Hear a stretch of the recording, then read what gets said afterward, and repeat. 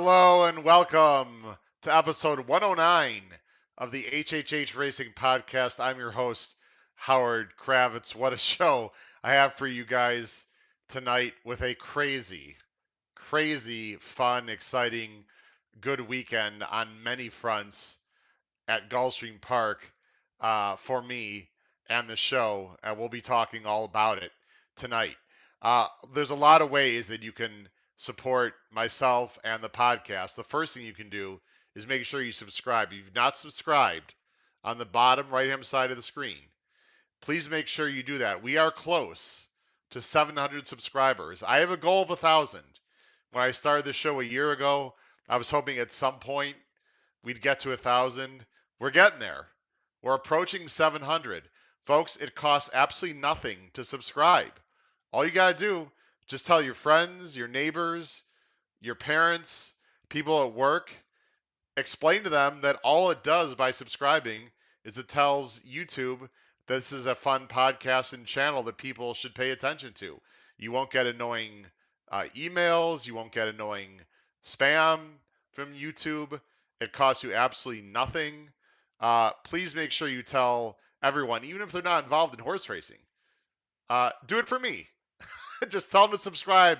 That's all they got to do. After they do that, if they want, you can hit that notification bell. And then if you do that, then you'll get messages from YouTube telling you when new content arises on the show. But you certainly don't have to do that if you don't want to be bothered. But I would appreciate that also because then you'll know when I have new content. Like today, we don't usually go on Monday nights, but I got a lot to talk about tonight. And then also, please make sure you smash that like button. Of course, that also indicates to YouTube that people should watch this show. You see there on my name tag, of course, you can reach me on email, hkravitzhorse@gmail.com.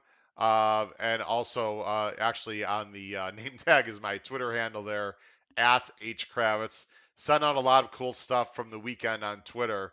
And that is over 600 followers. So, again, if you are involved in Twitter, please make sure you subscribe um, and join me on Twitter as well.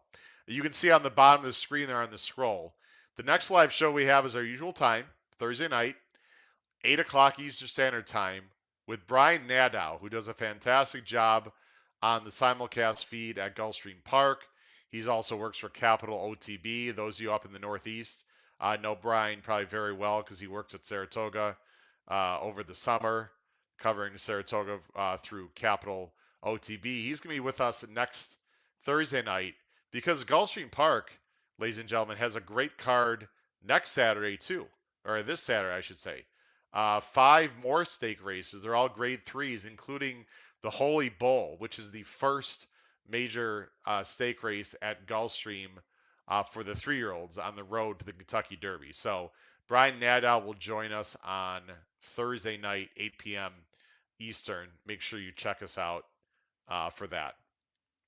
Got a lot of people watching already. Really appreciate that because I have a lot of things to share with you folks. And if you're not watching live here on Monday night, hopefully you're seeing this as a replay later on this week. And please feel free to comment down below the video player. Um, Anything about the show. I'd like to hear from you. What do you like? What do you dislike? Do you want, when I talk to my guests, do you want just more handicapping, or would you like to know more about their lives and stories and whatnot? Let me know, because I'm going to have some great guests coming up, some of whom I just met at Gulfstream this past weekend. I'll share those with you as well. Also, the Race Day blog. I think it's a fantastic handicapping tool. I gave out a lot of winners on this blog on Saturday. Some good winners earlier in the card. If you subscribe to the Race Day blog, you know what I'm talking about. Gave out some good winners earlier on the card that we don't talk about on the show. Pick 4s, pick 5s. It's really expensive, folks. $12.99 for the month. It's $3 a weekend. Less than a program in a lot of jurisdictions, a lot of horse tracks, racing tracks. So uh, please support the channel. Now, I want to make sure everyone knows that if you're going to do that, I do it through Patreon. You can see there on the bottom. It's patreon.com backslash HHH Racing Podcast. You go there, you sign up. The Patreon site will automatically charge you at the beginning of the month. So, right as I speak here on Monday, the 31st, I wouldn't do it tonight. Wait till tomorrow, the 1st, or sometime later this week, um, because it will charge you on the 1st of every month. So, that's how Patreon works. Please sign up. I'd like to get more subscribers to that Patreon website where I give what I believe are excellent selections. Again, price plays are hitting close to 40% for me on there, and I give more details on the ABC plays and other tracks. Also, I give picks. Many things on the blog I do not are not discussed on this podcast, so highly recommend you do that. Let's see who we have here as well. I'm going to go ahead and turn off the scroll here, and let's see who we have here. We got Ralph. Ralph joined the chat. Again, please make sure on the upper right-hand corner there, you guys go ahead and live chat into the blog so we can have some great conversations here tonight. Ralph, thanks for joining the show. Always a great supporter. Really appreciate it. Uh, Folks, here's the rundown of what we're going to talk about tonight. I know we're going to have a lot of people as I'm talking right now. I see we have more people jumping on live. Uh, we are going to very briefly talk about some of the big races that occurred on Saturday at Gulfstream on Pegasus World Cup Day. Then I'm going to briefly talk about some of the great people and things that happened at Gulfstream this weekend. Some people I met. Unbelievable experience overall. Then there were three crazy, crazy good things that happened to me in terms of betting. And the reason why I'm going to talk about it is not to brag about my scores or the money, is to sort of try to educate and teach some of you folks out there, whether you play tournaments or not, more about the betting side, getting details, getting a little bit of math, and just try to explain why I was successful this weekend with the tournaments. So we're going to talk about that as well. And then the last thing I'm going to discuss is I made some bets, including one pretty large one for myself, into pool two of the Derby futures. And I did that 2 weeks ago. Actually, it was a week ago, I believe. So I'm going to publicly announce my Derby future picks, and you folks can tell me if I'm crazy or not, but we'll talk about that at the end of the show. Again, we have a lot more people joining. We have Brad Anderson. Brad has joined the show from. Brad hasn't warmed up yet in Florida. I believe it has. Brad is chatting in here from sunny Florida. Thanks a lot, Brad, for your comments. Really appreciate it. We got Jim from Buffalo. Thanks, Jim. Appreciate it. It was a crazy weekend, really exciting. I'm going to tell you guys some more details about it. Thanks, guys, for joining the show tonight.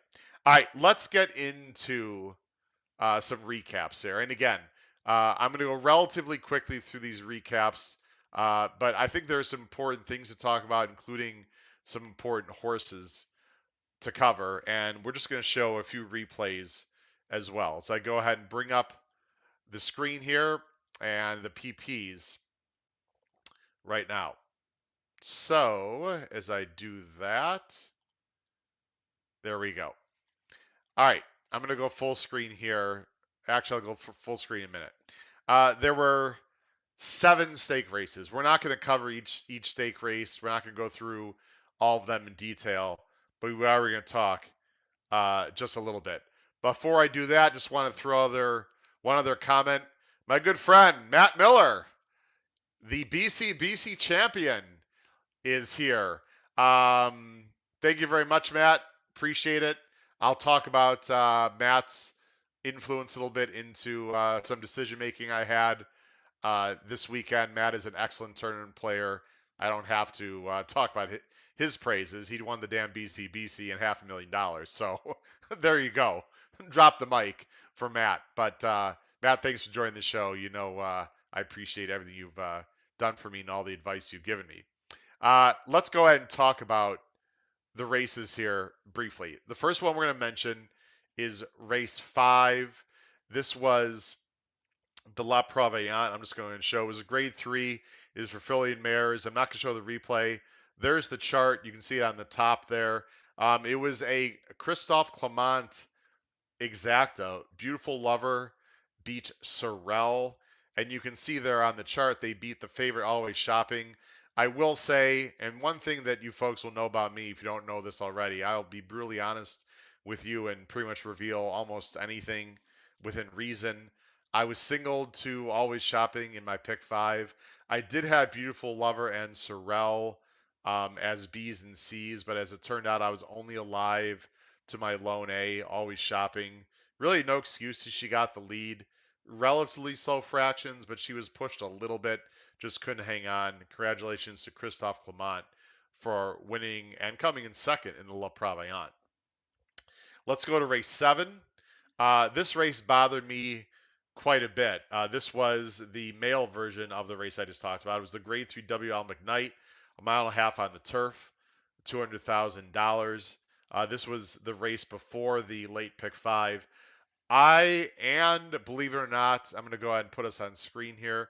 I had a great show to preview. I sort of like this look. Let's just keep this look for a second. Try some new camera looks here. Um, Mike Beer, Dan Illman, great guys. We all we were on a price shot in this race. We had very good reasons for it. We were all on the number 6 Bama Breeze. So you can see just finished, mid pack, a little towards the bottom. We really liked him. I was ecstatic with the price. Went off at 9.5 to 1. I did not like a Bond at all. I'll be honest. He was the favorite. I thought there was a lot more speed in the race. It just didn't develop. I mean, you can see the fractions there 25, 50, and Bama Breeze just never fired. I don't know what happened. I mean, he was a little bit further back. I thought he was going to close well. Just a total disaster of a pick from me, to be honest, and Mike and Dan. Just didn't fire. If there was a faster pace, that would have helped. But Aban is an up and coming horse for Pletcher, Temple in second. I don't think any of these horses really are going to be factors going forward. You can see the buyers though. Bond did get a 96 buyer. Maybe he is better than I give him credit for. We'll see. I'm sure he's going to be racing in New York in those long distance races. We'll see how a Bond does going forward. Race 8 was the inside information. This started the late pick 5. And again, this was another favorite that I just wasn't a fan of. Brad Cox wins this race with just one time. An up and coming horse for him. So you can see the chart there. Paid $5. I thought she was a horrible favorite. I was much more interested in Four Graces and Jakarta and a lot of horses underneath. But just one time, frankly, ran fantastic. Closed. I thought the dirt track was pretty fair, really all day. The turf course ended up being a little more speed favoring. But just one time won the inside information. Frankly, was disappointing to me. She was a B, as in boy, for me in the pick 5. When you get a B at 3 to 2, that is not a good start to your pick 5. As most of you folks know, as I go ahead and put myself partially back on screen there, the pick 5 paid $60. No one, it was very chalky all day. No one made any money really, unless you just played a straight ticket in the pick 5. Overall, was quite disappointing. Let's go to the next race. This was the Pegasus Filly and Mare turf, grade 3, $500,000. Again, I'm not going to show the replay of this. I will show replays of the two real big races. This race, I was indifferent about. In terms of my pick 5, I was not happy. It was another big favorite. Regal Glory looked like she just laid over the field, and in fact, she did. She made a nice close. Myself and Mike Beer, especially, were very interested in Gift List here, the 5, who was the 5 horse. She ran okay. She was up much closer to the pace than I thought. I thought she'd be a little bit further back, but she got a ground saving trip. Finished a decent 4th. I couldn't believe the price. Again, 12 to 1. I was looking at my chops. I played her in the contest. We'll talk about that. But Real Glory was just tons the best. Came over the top and won. In a way, it was good for me for the contest. I'll talk about that. Not good for me really in the pick 5. Just another chalk that I was hoping to beat in the pick 5, but in the contest actually as we'll talk about, worked out very well for me there. All right. The last race that I'm not going to show a replay of, but I'm going to talk about, was Speaker's Corner in the Hooper. This was a mile, and I had a very, very, very strong opinion. I'm not going to replay. I'm not going to replay, folks, what I said on the show. You can go back and look at it.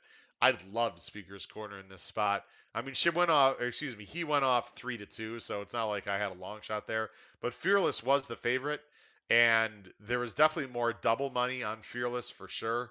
Again, we're going to talk about that in a little bit.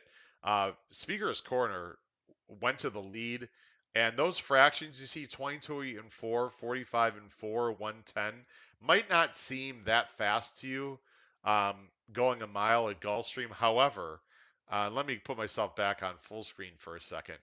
As I talked about on the show, last Thursday, it was very windy out there, and I said it was going to be that way on the show. I watched the Weather Channel, and it was exactly what I thought. The wind was coming out of the north. It was a definitely steady 15 to 20 miles per hour. It was very windy on Saturday, quite cold, as you know, for Florida. I'm from Chicago. I know all you people northeast. There was a blizzard. I get it.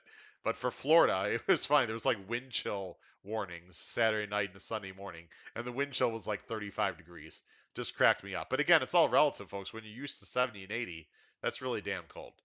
Anyway, they were into the wind on the backstretch. So when you see 22 and 4, 45 and 4, that's probably more like 22 and 1, 45. So going a mile, they were going pretty fast. Just keep that in mind when you see these races in the PPs going forward. Just remember that if the times look a little slower too early, it's because there's a big wind into them on the backstretch there. Anyway, I thought Speaker's Corner ran great. I really hope this horse stays healthy and goes the Met Mile. I'm going to talk about the Met Mile a little later. Uh, this is a very good horse, and just getting better. So Speaker's Corner is going to be a factor in a lot of stake races this year. All right, now let's get into the two big races, and I want to talk about these races in more detail and show some replays. Uh, First of all, the Pegasus World Cup turf. It was a $1 million purse. It was about a mile and an eighth for older horses. You can see the winner, of course, we know was Colonel Liam. We're going to watch the stretch run here in just a minute. Was coming off a layoff. I was trying to beat him, and I think a lot of people in the contest, we're going to talk about it, that we're trying to beat him. I was definitely trying to beat him in the pick five. I knew he could win, but and he took a lot of money late. You can see he went off at 1.6 to 1. Took a lot of money late.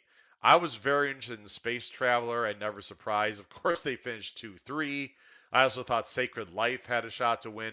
I pretty much narrowed it down to those four. If it wasn't Colonel Liam, I thought Never Surprise, Space Traveler, Sacred Life were the most likely other horses that could win. And again, I'll get into the.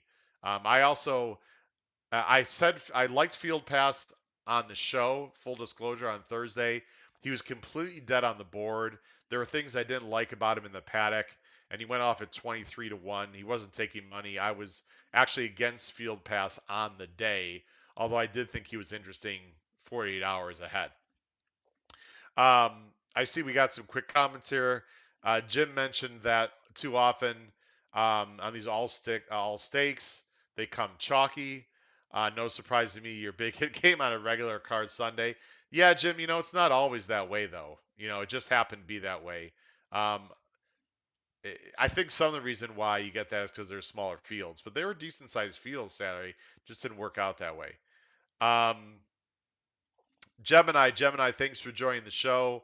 Uh, Pletcher, Cox, and Brown are really good, obviously. But there's other trainers that can win races. Clement obviously is very capable.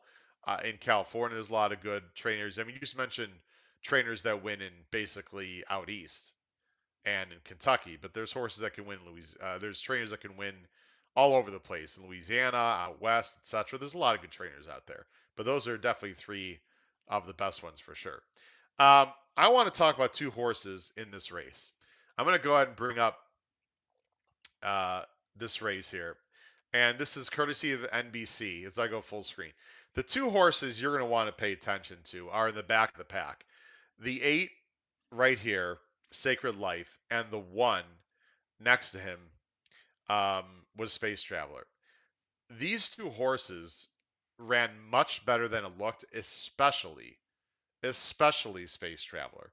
Space Traveler is going to be the horse I think you want coming out of this race. Of course, everyone sees this, but just take a look at the 8 here in the Michael Dub Silks there and the 1 Space Traveler, but especially what happens to the 1. Of course, this is Never Surprised on the lead, who it was honest fractions. They weren't that fast, but they were honest.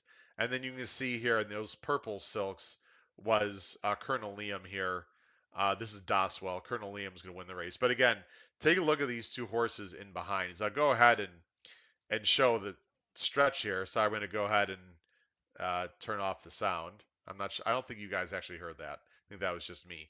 Um, but you can see both these jockeys have, by the way, again, the one here is Jamie Spencer, and the 8 on Sacred Life was, sorry, let me get my, was Jose Ortiz. All right, we'll go ahead and run it here. First of all, they have monster holds, and all they have is traffic. You see right here, the 8 was able to get out. So the 8 is able to get out of this hole. But look at that. You can just look at the arms on Jamie Spencer. Monster hold, absolutely nowhere to go. Jamie Spencer should have been up here where my arrow is. He should not have been this far back. He should have been right up here. He wrangled him back early, as you can see, into a slowish pace. I have no idea what he was thinking. This is just an awful ride, with all due respect. You see, Sacred Life is able to get out, but he has to go. Look how wide Sacred Life here is in about what the 4 or 5 path right here, and Colonel Liam already is getting the jump on these two. And again, Space Travelers all the way in back, in behind horses, practically in last as they hit the top of the stretch. There's no way you're going to win from there. He still has a hold. I'm going to let it run here. Finally, Jamie Spencer goes to the inside. Now he finds room, but already he's got to make up 4 or 5 lengths. You see him closing huge on the inside, and there's Sacred Life on the outside. And we hit the wire here. Again, here's Space Traveler finishing third, blowing by everyone in the field except Never Surprise. And here's Sacred Life also making up a lot of ground while 5 wide. So these two horses, especially Space Traveler here, and Sacred Life as well. I'm going to let it roll one more time. And this time I'm just going to let it run. You'll get a better idea. These two horses I thought ran very well. You see Space Traveler even checked right there. And so although Colonel Liam won and he did it well, he got a very good trip. And really, with a better trip, I think the 1 or the 8 were capable of making this very, very interesting, especially Space Traveler, which would have been great for me in the contest. But again, hats off to Colonel Liam. Well deserved.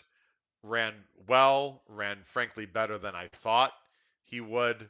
But I would say overall, I was disappointed there as I go full screen with that result in one way. In another way, end up being okay. We'll talk about it.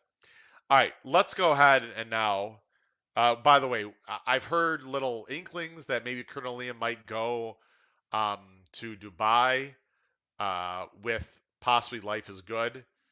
Uh, Colonel Liam has, in my opinion, no shot. Absolutely no shot in like Dubai turf. I don't think he's good as domestic spending. He's a very nice horse. He's not domestic spending. Um, he might be the best turf horse in training right now in the country. If he tries something overseas, I do not think that's going to work out well for Colonel Liam. We'll have to see. Maybe he's better than I think. I personally don't think so. By the way, got a. I should actually go back to the form here. Let me go ahead and do that. I haven't really talked about buyers much. I should. So I will go full screen, folks. Colonel Liam got a 102 buyer. You can see there, top left-hand corner. So that was his buyer top by 2 points. I guess if he continues to improve, can he run like a 105, 107, 108? I guess. I don't think so. Um, I think he's going to live in that low 100s range, which is obviously very good and win a lot of money, but that's not like world class or anything. So we'll just have to see. Let's go ahead now to the Dubai World Cup. Um, and I'm just going to go ahead. I'll go ahead and put myself on screen here just for a minute as well before we start the race. I talked about this race ad nauseum. So did everyone. A lot of people talked about this race. I was all in, as everyone knows, on Life is Good. I thought Life is Good was better than Nick's Go now. I definitely thought he was faster. Craig Milkowski, who does time for him, had him faster. Every measure, I'm going to go ahead and full screen for a second. Every measure that I saw by the numbers, every metrics, all the people I respect said life is goes fast. Life is good. There we go. I knew I was going to do it. Life is good was faster early. It proved out in this race. Anyone who liked Nick's Go, totally understand it. Totally get it. What a great career. Congratulations to Brad Cox and all the connections for a masterful training job and a great career. But I thought on this day it was going to be Life is Good. And I was all in a lot of ways on Life is Good. And we're going to talk about that here in just a minute. And as I go ahead and bring it up, they both went, by the way, Life is Good actually went off as a very, very slight favorite. Life is Good went off at, they both were 4 to 5 on the board. Life is Good went off at 0.8 to 1, and Nick's Go went off at 0.9 to 1. So Life is Good was a very, very, very slight favorite. I sent out videos of the beginning of the end of the race on Twitter. And please, I'd love to hear your comments. I know a lot of you are just watching and listening right now, but please comment on how you felt either below the video player or especially in the chat, how you felt about this race in general. Um, Again, Life is Good as the 4. Nick's Go is the 1. And this is the NBC feed, so they're going to be doing a lot of jumping around with their cameras, which I didn't really like necessarily. But Life is Good, amazingly, did not break right on top. He didn't break a half step slow. It's going to be hard to tell in this pan shot, but he broke slightly outward a little bit and just not perfectly. I actually thought Nick's Go, the first 3 jumps, actually outbroke Life is Good, but Life is Good is so damn fast once he gets his feet under him that he was able to clear. And when he cleared, I said to myself, this race is over. We're going to go ahead and watch it here. And you can see, and again, this is from the behind. You can see right there. I don't know if you caught that. I'm going to back it up. Irad looked to his left to see, again, right there. You see right here, Um, Life is Good is what, maybe half a body length behind Stiletto Boy, who shockingly broke unbelievable. Even Chest Chief really outbroke Life is Good a little bit by about half a length. But once he gets his head, I mean, he's already about in the lead here, about 6 jumps in. You can see he looked to his left, and amazingly, Stiletto Boy actually was faster than Nixco, at least in the very, very early part. What you don't see is Nixco did bump just a little bit with Chest Chief and Stiletto Boy, and I don't have that head on. But believe me, folks, there was a very, very, very slight bump. But in general, right here, when Nixco clears, excuse me, Life is Good clears, it's a lot of trouble right here. And by the way, you see how wide also Life is Good is here. I don't want to put this down now. I rather just watch. This is the camera angle that I know a lot of people on track found very annoying. I don't know how people felt in general. I guess it's pretty cool, but you see how far already that Joel Rosario and Nick's Go is behind Life is Good at this point. A place that Nick's Go did not want to be at, although in a comfortable spot in general. They went 23, um, not blazing. And right here, I mean, look at the hold on Life is Good. I mean, I thought right here, if Life is Good can't win this race, I don't know what to say. And I'll talk about in a little bit what kind of money I had in the line. You can see a little bit of dirt being kicked in the face of Nick Sko. Gives you a sense of the kickback. Now, this half of 46, that was another 23-second uh, second quarter and into a strong win. So I love the fact that Irad didn't try to get like cute and rate a little bit. He just said, "Let's go, boy. We're just gonna go." Tom Espinoza, Yeah, I understand you wanted to see a little ding dong battle. I didn't know what was going to happen, Tom. Selfishly, I was happy at this point. I think Knicks Go would have been worse than second if they ding donged it, in my opinion. I think potentially could have been out of the money. We'll never know, of course. Anyway, they head down the backstretch. Endorsed actually made the eight actually made a little run here on the outside. He got up to the flank of Knicks Go for quite a while. And I actually thought Endorsed was going to be a threat here to not win the race, but maybe in the money's. You see Stiletto Boy back in third for Jose Ortiz, and it says slow on the top. I'm not sure it's really slow. They went 110 again, clicked off another about 23 and two. Pretty honest. Right here, it says slow. I'm not sure I really agree with that, but anyway, that's another story. Right here, I thought Nixco would, or excuse me, Life is Good really would have had to completely fall apart as Irad now starts asking, and you see on the inside here is Stiletto Boy. You ran a huge race. Endor starts backing up. Uh, Irad goes to the whip.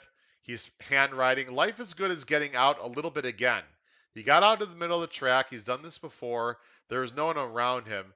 Right about here, I knew the race was completely over. It was a battle for second against Stiletto Boy fighting. Give Nixco credit, though. I thought Nixco actually ran pretty darn well. I really do. Irad looks over the screen, gives a little pat on the neck. It's all over. A diminishing, well, I think it was three. We'll look at the chart here in a minute. Stiletto Boy ran fantastic. I think Leipzig could have won by a little bit more. Again, I thought Nixco ran well. That's all she wrote, folks. It was all over.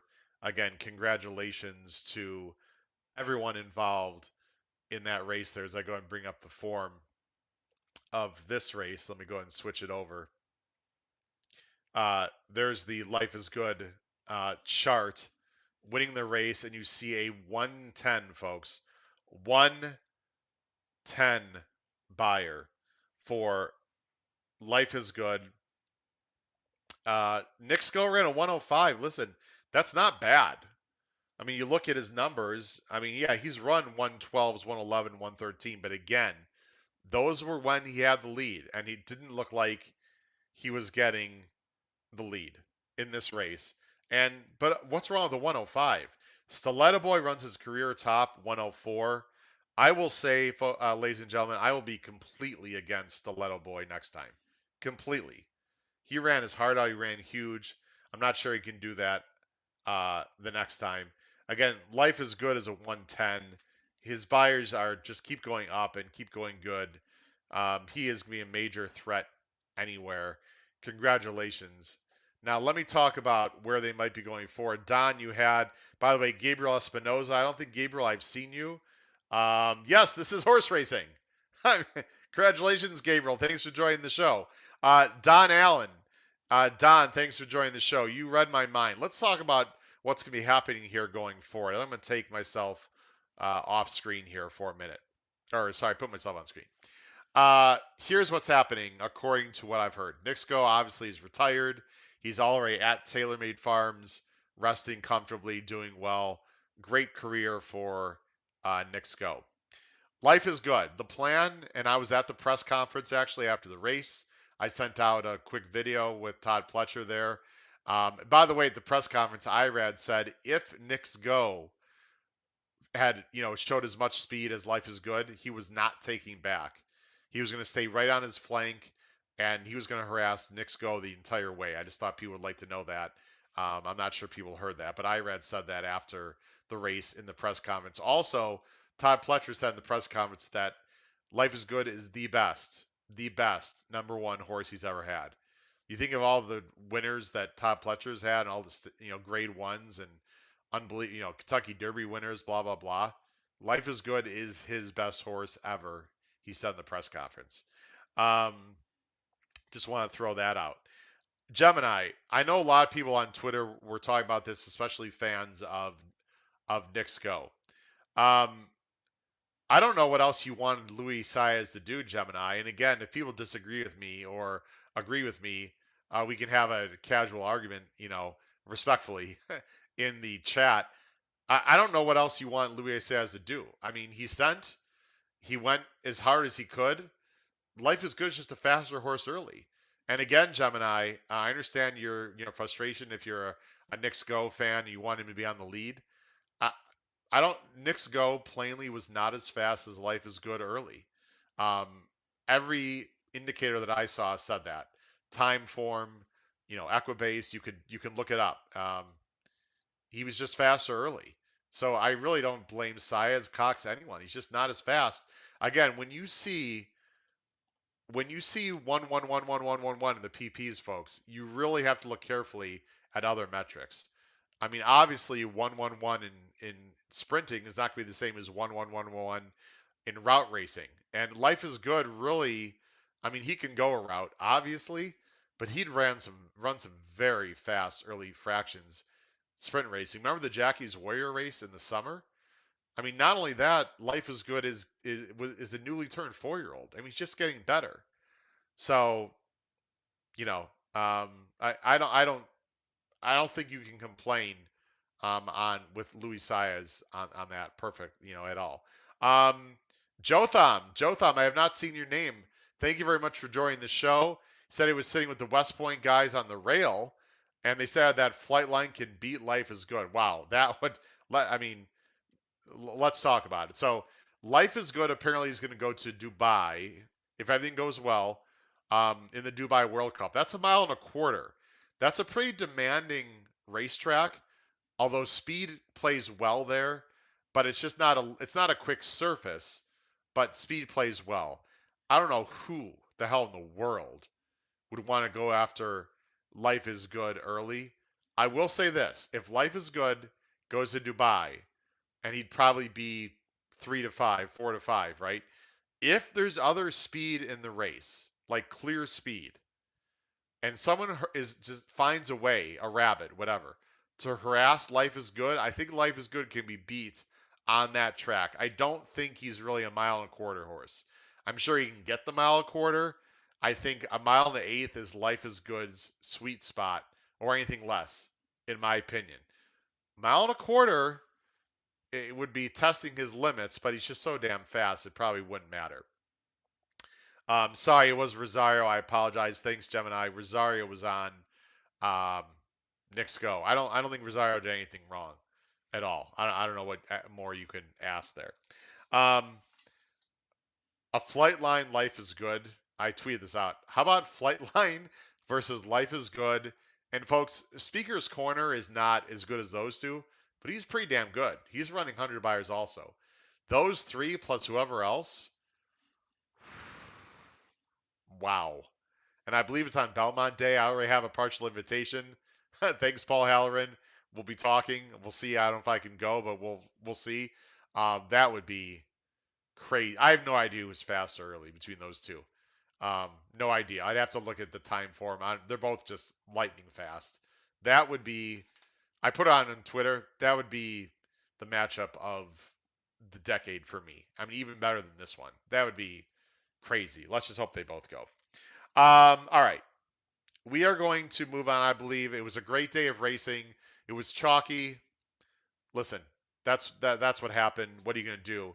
But the racing was fantastic. Um, Life is Good and Colonel Liam both put on a show, as well as Regal Glory and Speaker's Corner. Just a great day of racing out at Gulfstream. All right, ladies and gentlemen, on to that took a little bit longer than I thought, but that's okay. Because folks, you got to stick around because I have a lot of really cool stuff to talk about with contest play and whatnot. Let me throw some shout outs to some people.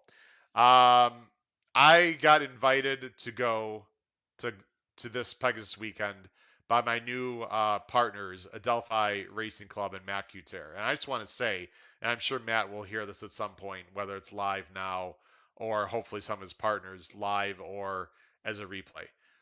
It was my first time meeting Matt Cuter in person. And I got to tell you, guys, he was fantastic. First class all the way. Treated me like a champ. To dinner, to tickets to the Pegasus. I mean, I didn't have to open my wallet like the entire weekend except for betting. I mean, the guy was fantastic, and I can't say enough good things about Matt Cuter and how he treated me over the weekend. It was just great. In fact, the last dinner we had Saturday night, I insisted. I said, I'm going to feel guilty if you treat me again. So I had to pay my own. I offered to treat. He wouldn't do it. So we split the bill Saturday night for dinner. But he was just fantastic and was first class all the way. That's a great thing about getting involved in a partnership. I have no idea how my two horses are going to do. I mean, hopefully they're going to win a lot of money and get to the winner's circle. And I mean, you never know; they're yearlings. And my brother and I have a pretty decent percent of two horses with Adelphi, and I talked about that on my show before. And if you're not familiar with me or the show, go to the YouTube channel and scroll down a little bit, and you can see I had a half an hour show talking about the two horses. It's called Adelphi. You can check it out. All about Adelphi is going to be a series of shows about Adelphi Club and their horses, so you can check that out. I have no idea how those horses are going to do, but the great thing about being in a partnership is you get to meet a lot of people and have a lot of fun along the way. I call them Brian squared. There were two different Brians that I met because I'm a math teacher, so I went with Brian squared. Really good guys. Also Wayne, met him as well. These are all partners with the Delphi. Thanks guys for making my weekend so much fun. Look forward to seeing everyone in New York. But the Adelphi story is not quite over. I'll talk about that um, in a little bit. I also want to talk very briefly about some people that I met. So if you wouldn't mind, here's very briefly, and then I'll get into some contest plays. So don't go anywhere, folks. We're going to talk about some contest strategy and plays here in just a minute. Uh, Here are some people that I met in person and had conversations with for the first time. Are you ready? Christophe Clement and his son Miguel, assistant trainer. They're training one of my horses. Had a chance to talk to Christophe Clement for like 15 minutes. Unbelievable.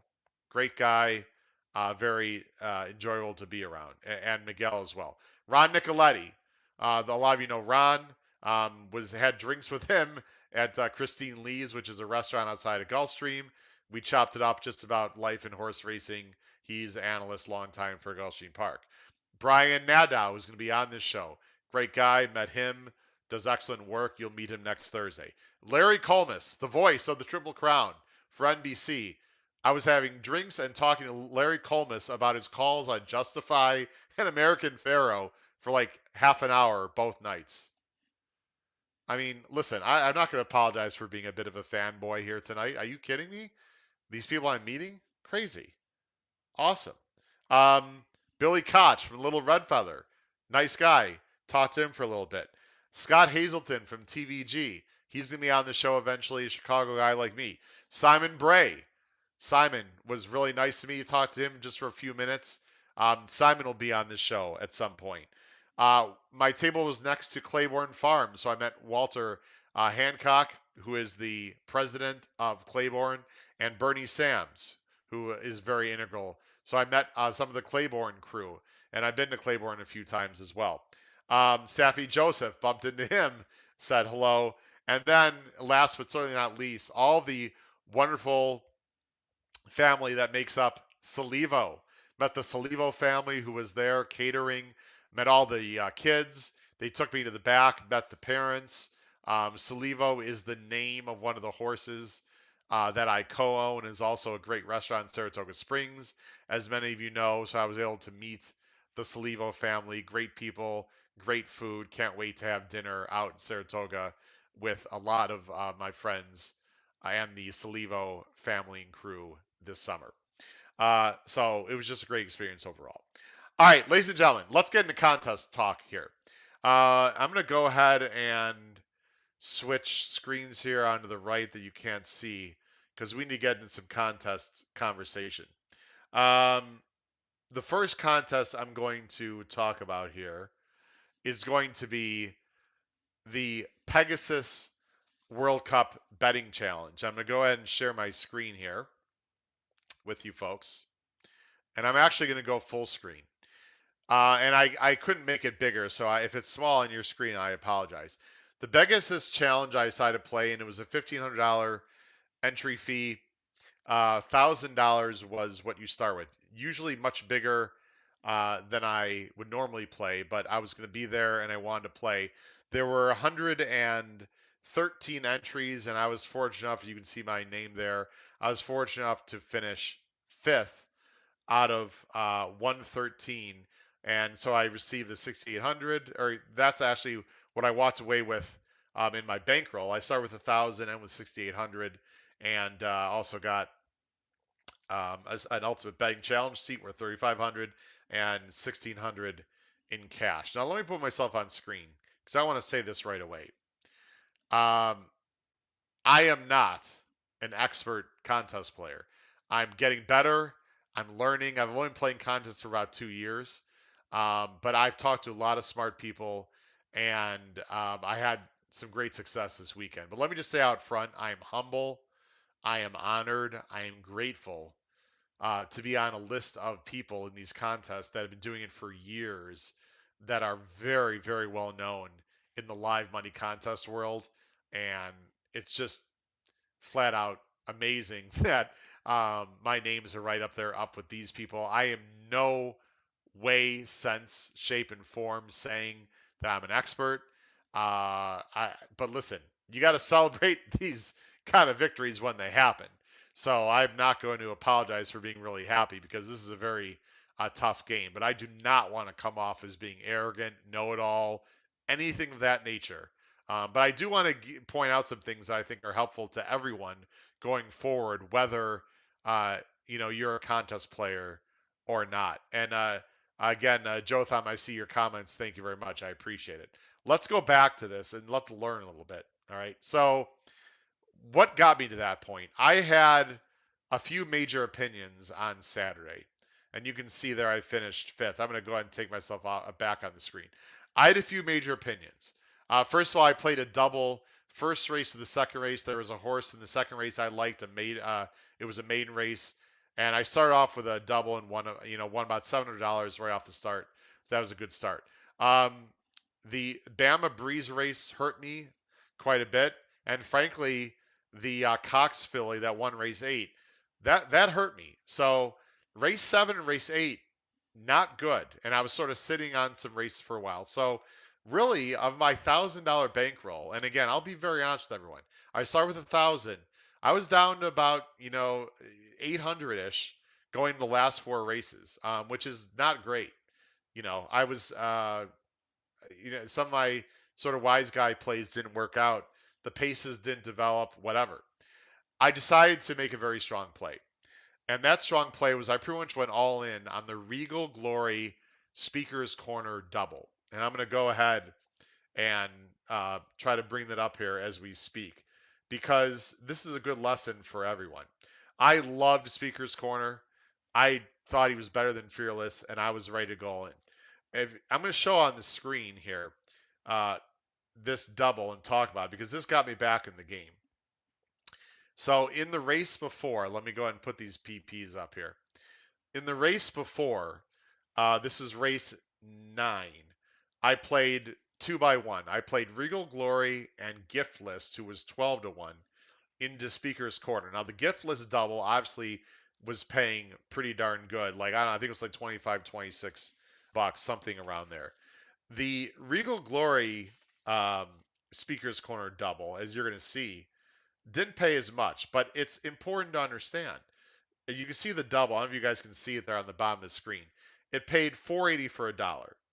Okay, 480. Now, before you start laughing and saying, Howard, why are you playing such a low race or a low output? Listen, if I told you right now that I love a 5 to 1 shot, or that you loved a 5 to 1 shot, are you telling me you wouldn't bet it?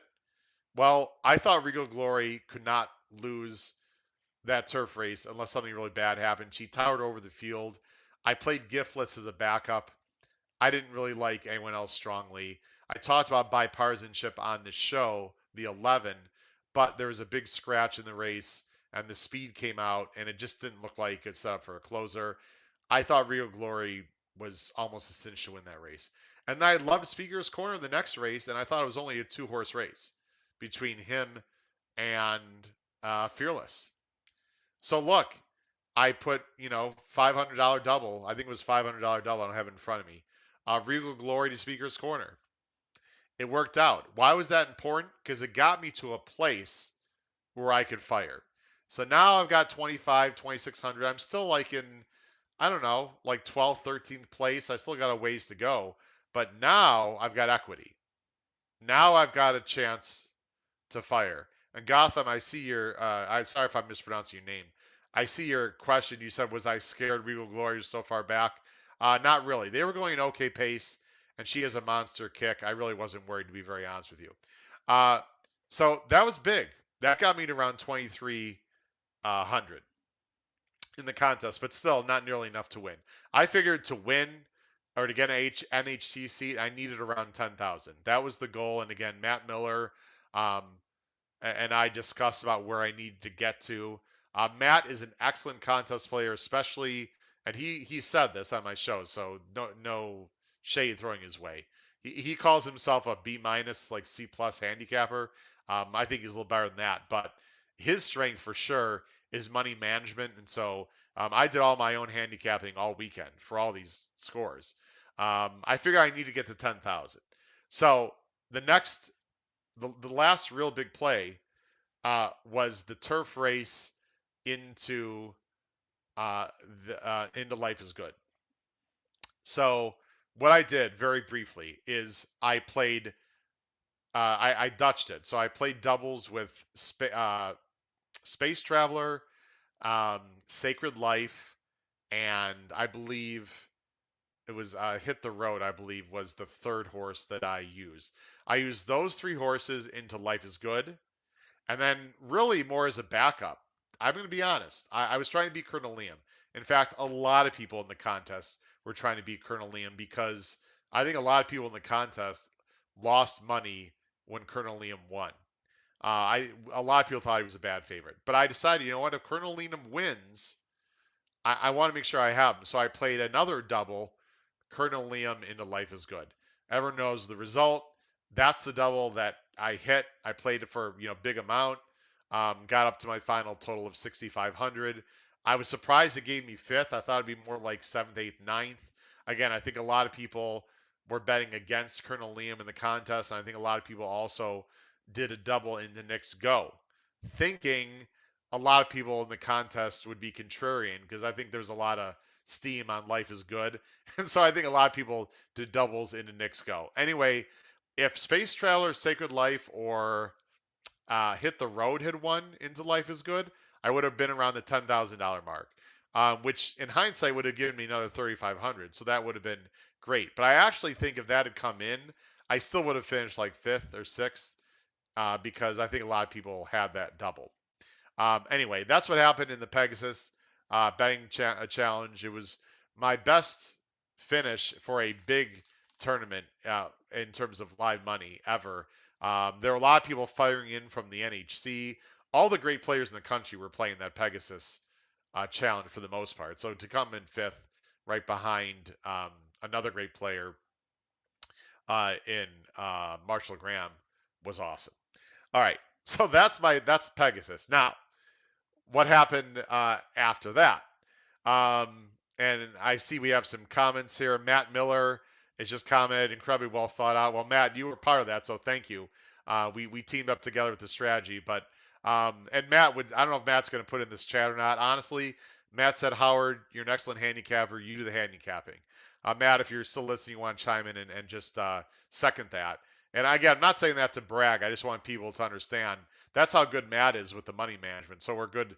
We're a good team in that way. Um, but I had all the final decisions. Of course, it was my entry on the handicapping there. Um, so now that wasn't the end of it because I don't think I have anything really to show you. But then, so now it's Sunday. I'm flying home. There was a mandatory pick six payout at Gulfstream. Here's Matt is chiming in. Hummer said my picks. Thanks, Matt, just for verifying that for everyone. Then on the plane, I'm handicapping the pick six. There's a mandatory pick six that paid out Sunday. And we got. Let me just bend down. This is gonna change the. There we go. Sorry about the focus issue there. Up still. There we go. Okay. Then the pick six. I called Matt Cuter, my the managing partner of Adelphi got a few of the boys together and said, guys, let's do let's try to crush this pick six. We put a ticket together, 4 A's, 2 B's, 25G, baby. We hit for 25 grand. I had a third of that. Matt Cuter and a few other guys in the partnership. Jordan Zotz, I'll throw his name out there. Hello, Jordan, if you hear this, was part of that bet as well. And we cashed for 25,000, which is awesome. Hopefully, you folks cashed out there or at least made a run at it in the pick six. Um, Brad chimes in. Matt would have had was 100% on Knicks go. Again, Matt won the BCBC because Knicks go won. Um, so actually, Brad, I think Matt, yeah, he like, there you go. Absolutely right. No one can blame you. Matt Miller collected $500,000 on Knicks Go. So listen, of course he's Knicks Go there. Delphi Racing, thank you for that. I love the emoji. Yeah, so then we crushed the pick six. So that was another good thing. Now, here's the last thing. And again, comment from Delphi Racing. Yeah, they just trusted me, folks. Listen, it was just one of those weekends. I lose these bets all the time, just like everyone else. Just one of those magical weekends. It was just, it was awesome. So Chris Mack, thanks for joining the show. Yeah, that mod horse was 20-1, by the way, Chris. I know you know that. The mod horse was 20-1 morning line, folks, and went off at 6-1. Which the parlay was, I haven't actually calculated yet, but the parlay, it had to be 3 or 4 times the parlay. There was no price bigger than, correct me if I'm wrong, Chris, or anyone else. I believe the biggest price was that mod horse at 6-1. It was like 4-5. I don't have it written down. I'm just looking through my notes here, but I'm sure maybe someone could chime in. Yeah, I don't have the. Yeah, I do. Sorry, here it is. Let me take this off the screen. Here are the prices of the pick six yesterday at Gulfstream. Are you ready? 4-5. That usually lowers it right away. It started with a Pletcher turf horse. 4-5, 5-1, 6-1. That was the mod horse. 5-1, 9-2, 9-2. So a lot of middle prices, and it paid 25 grand for 20 cents. That's like paying 250,000 on a $2 old school pick six ticket. That's crazy. So again, the morning line is definitely, if you can find a horse you like, folks, that's a big morning line. It's going to jump up the parlay a ton. But don't leave me yet, folks, because I got one more story to share with you, and then I'll talk about my pool two in the Derby. Uh, okay, so then I decided to play. You know what? I'm on a roll. Let me see if I can get a second seat. And let me go ahead and, sorry, folks, as I try to find something. I'm going to show you the result of, there we go. I'm getting to it right now, folks. Actually, let me show you one other thing, too. The pick six, I put this out on Twitter. This is going to look a lot better than you think, folks, but I'll go full screen. Here was the win. I know it doesn't show the winning bet, but if you don't believe me, you can look it up for yourself. Right here, this one I'm pointing at was the winning bet. It actually was only $9.60, but this was part of a much bigger bet. We put $1,000, just to let you know, into this bet. So not just me. I mean, I was in with a lot of people. But the actual bet that hit was only $9.60, but it was a bigger part of an ABC bet. So that first one you see was the winning pick six ticket right there.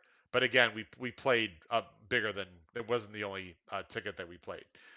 Sorry, you get to see my Twitter. Okay, this one, there we go. Now we're talking. This is the story, folks, that I want to share with you about contest play. And again, we have a lot of people watching. Greatly appreciate it. Again, I can't make it bigger for. Hopefully, you guys can see that, or you can check my Twitter handle.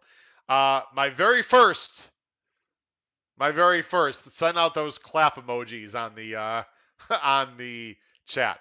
My very first ever first place championship score in a live money tournament. And it wasn't a real small one. There were like 78 people in this tournament. You can see I ended up crushing the competition. It's sort of funny how it all happened. I finished with 11,255. I beat a actually several very good contest players. Christian Helmers is one of the best handicappers, contest players in the country. Chris Mack, thanks for the applause. I'm not familiar with a few of these, but Justin Dew, Sean Nolan, these are good players, um, very good players. And I got to talk about how I got to the 11,255. Now, this one, folks, it was a $500 buy-in. I started with $300. I have to laugh because it's crazy. I started with $300, folks. That's what everyone starts with, $300. It was only at San Anita yesterday, and the format was, as usual, win, play, show, exacta tries, and doubles, but there were no mandatories. You didn't have to bet any particular races. You didn't have to bet a minimum in any of the races. You just had to bet $300 any way you want. You can bet 10, 10, 20, 20, 20, 20, 20, 20, whatever. You can bet 300 on one horse in one race. You can do whatever you want, whatever you wanted. So I handicapped the card. Frankly, there were a lot of small fields. I didn't like a lot of the races, blah, blah, blah.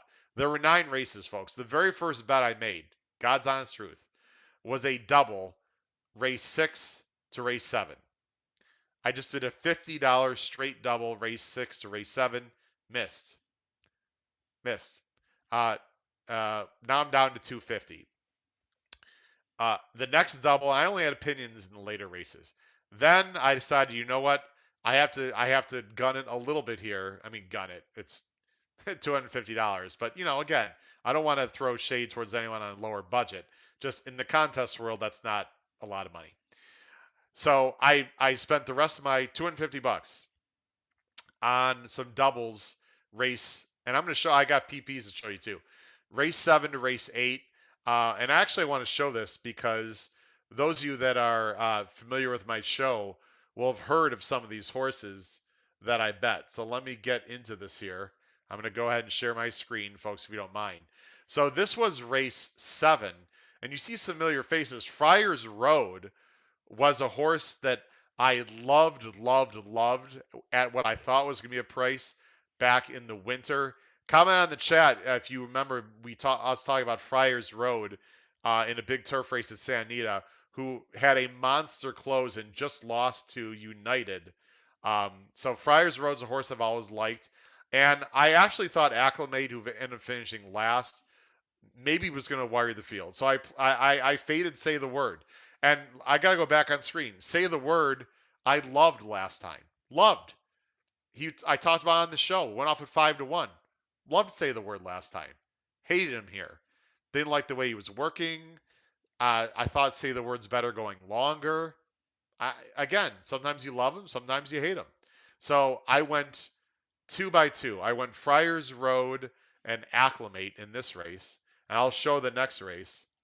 And I went the Unwritten Code and Bold Choice. So I had the top 2 finishers.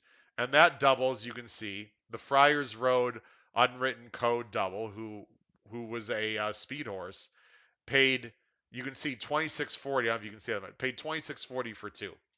Long story short, I'm going to put myself back on screen. I had $543. And I don't think anyone could look it up, but I'm not gonna lie about it. I had $543. Start with 300. $543, folks, going into the last race of the tournament.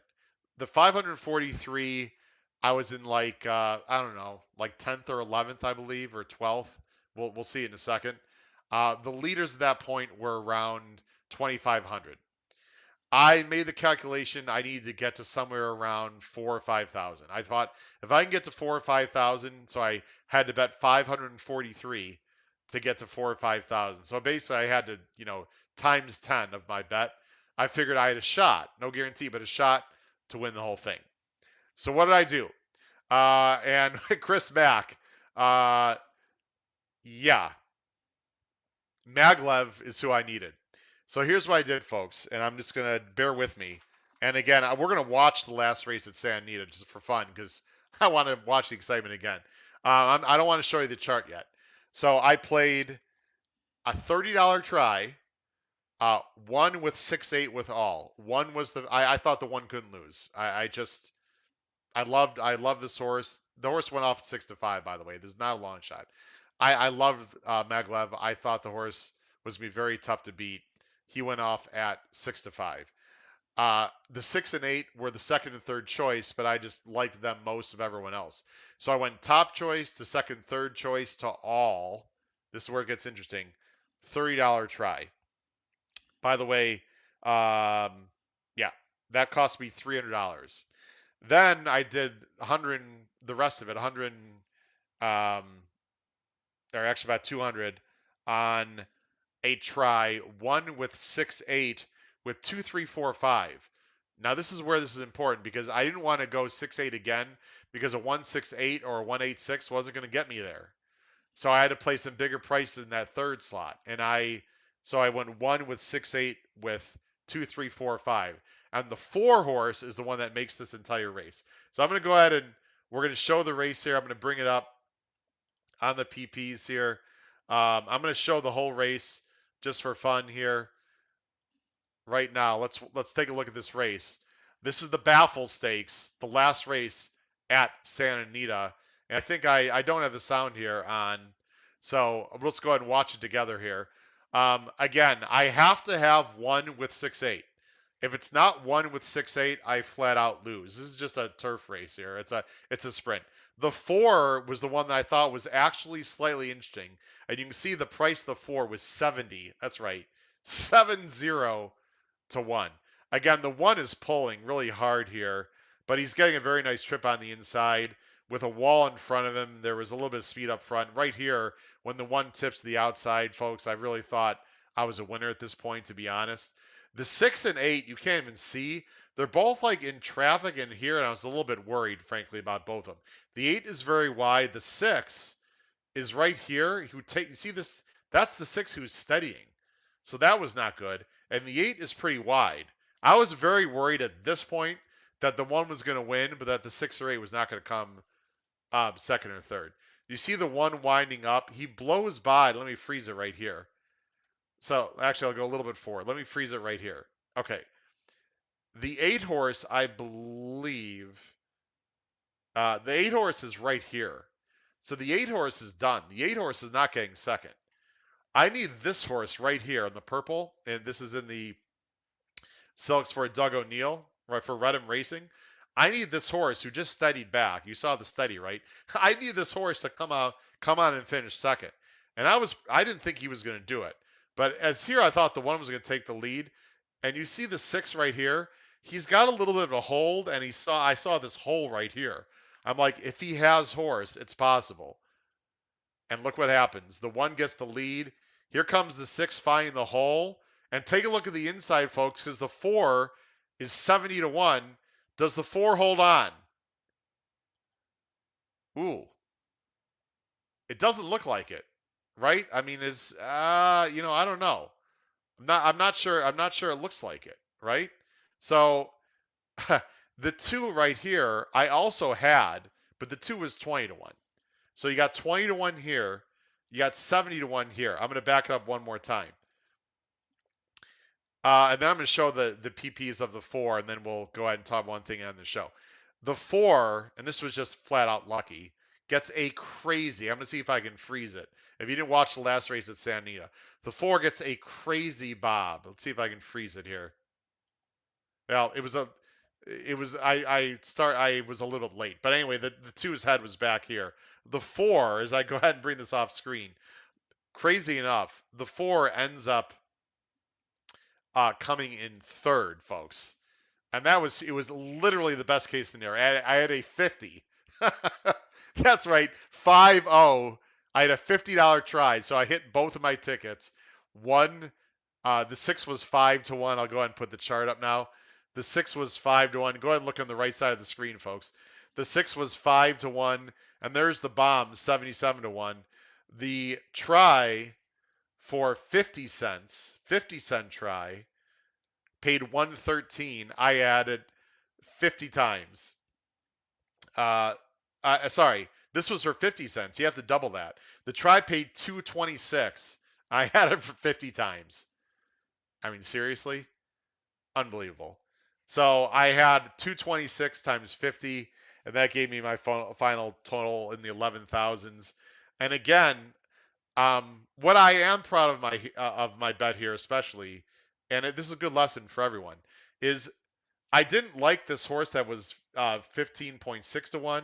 And I didn't like this horse that was 19.7 to 1. So it's not like I could have pressed up with those two and not the 77 to 1.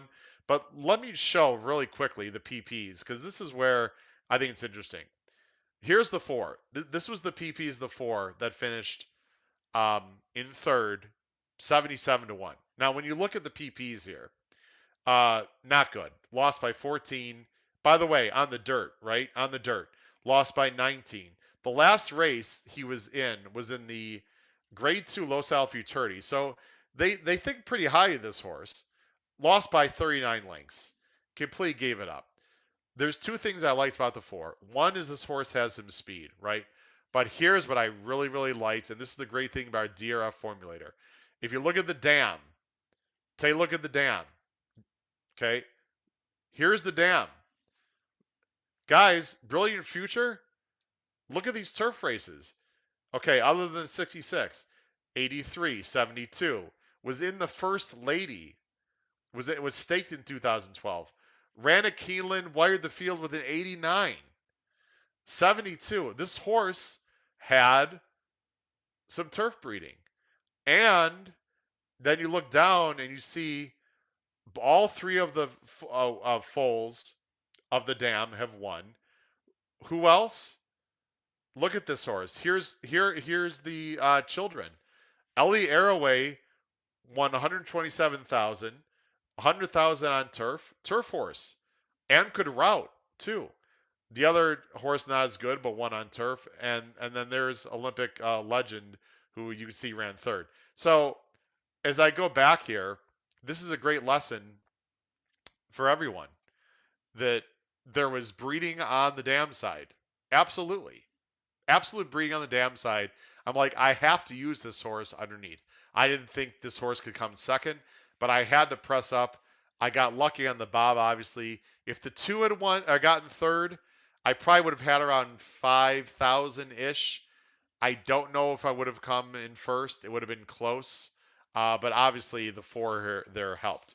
Matt has a question. Matt Miller, do you consider doing two huge, or did I consider doing two huge exactas, 1/6 with, and then 1/8, or just one huge exacta with one of them, or were those so low that you knew you needed long shots in the try? Great question, Matt.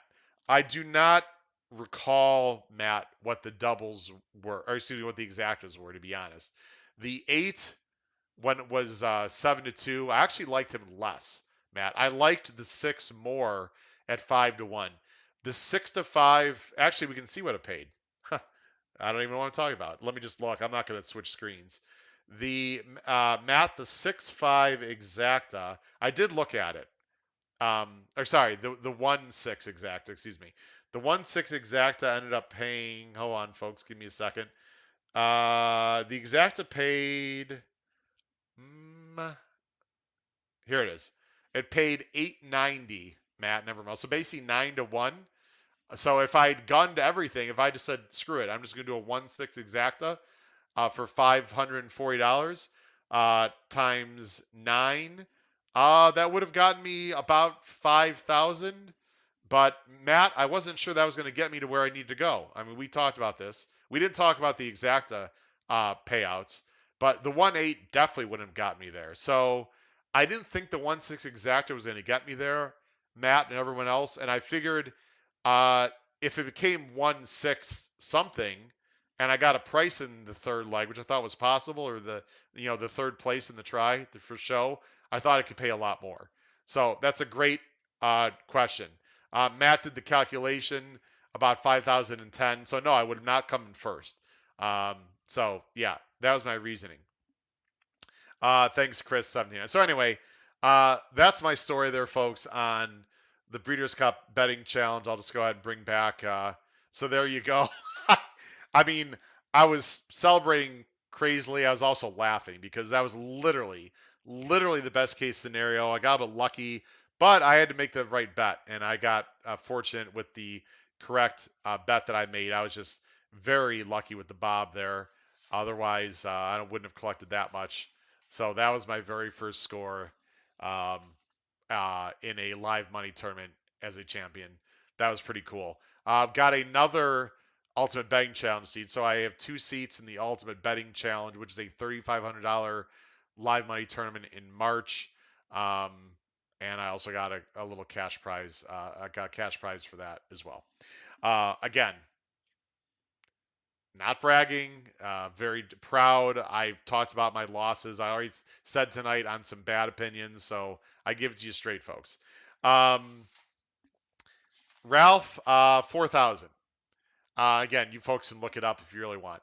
I got 4,000 for first on top of the 11,000, and then I got 3,500 on top of that. So I scored out, Ralph.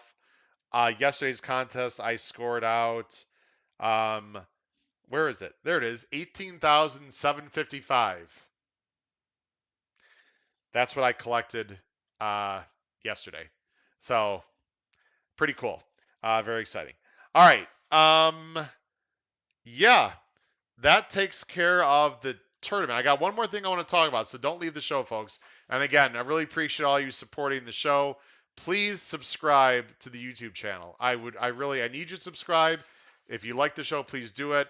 Please sign up for the Race Day blog. I'd really appreciate that through patreon.com/H backslash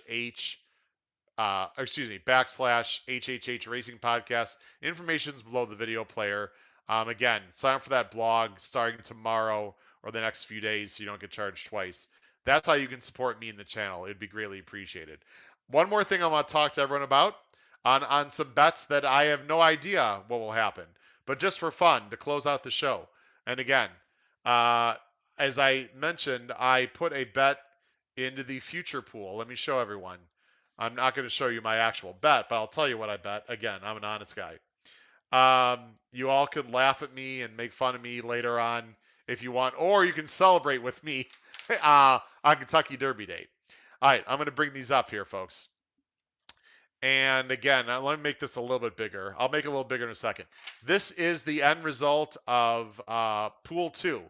This was last weekend.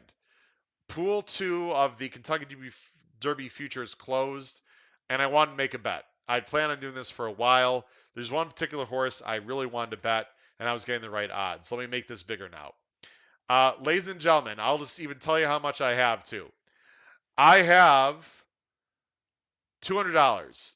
You can record this, and we can play this, and hopefully I'll be showing this replay if the racing gods are on my side. We'll all replay this in 3 months from now. I have a $200 win bet on Command Performance, 41-1, folks. You heard it from me first. Command Performance. I have a $200 bet, 41-1. Who is Command Performance? Let me tell briefly, then I'll go back. Command Performance had a very good year last year. Actually, has not won a race yet, actually. Finished second in a very good main race, then went to the Champagne and ran second again against Jack Christopher, who was awesome last year. I think Command Performance wants more distance. Went to the Breeders' Cup. He was the 10 horse in the Breeders' Cup Juvenile. You can watch the replay if you want. Was 4 or 5 wide most of the way. Did not get the trip at all. Still ran okay. Lost to Corniche. I think Command Performance either finished 4th or 5th. I'm not sure. Um, he's a little bit late getting back to the track. He's in Pletcher's Barn. He should have his first work in the next week or two. He's probably only going to get 2 shots at the apple to get into the Derby. He's going to probably run in the Fountain of Youth, I would assume, and then the Florida Derby, or maybe Todd will ship him to New York and run in the Wood. But again, I'm hoping, praying, Command Performance continues to stay healthy. They start working him out well. He gets the distance like I think he can. I think he's very talented. Command Performance, my top choice right now for the Kentucky Derby. I've got 200 to win on him at 41-1. If you have anyone else, folks, If you made any bets that you want to share, let me know. I have two other smaller bets I'll just throw out to everyone. I have $50 on two other horses. I have on, where are they? I'm drawing a blank. Giant Game. There we go. Giant Game, who is 28 to 1. I have $50 win bet on Giant Game. You can see on the screen there. And I also have $50 on Epicenter. They're actually right next to each other. So I have $50 on Giant Game and Epicenter. That would give me a little more than 1,000. So basically, I bet $300. I'm not going to bet any more. That is it. I'm done for any futures. I'm not dropping any more money in the futures. If Giant Game or Epicenter can win the Derby, I'll get about 1,000. If Command Performance can win the Derby, over 8,000.